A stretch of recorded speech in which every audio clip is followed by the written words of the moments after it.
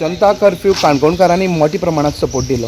काणकोणची सगळी बाजारपेठ, 4 रस्तो आणि मुख्य म्हणल्यार पाळोळे दर्यावेळेवेले सगळे वेव्हार 100% बंद आशिल्ले.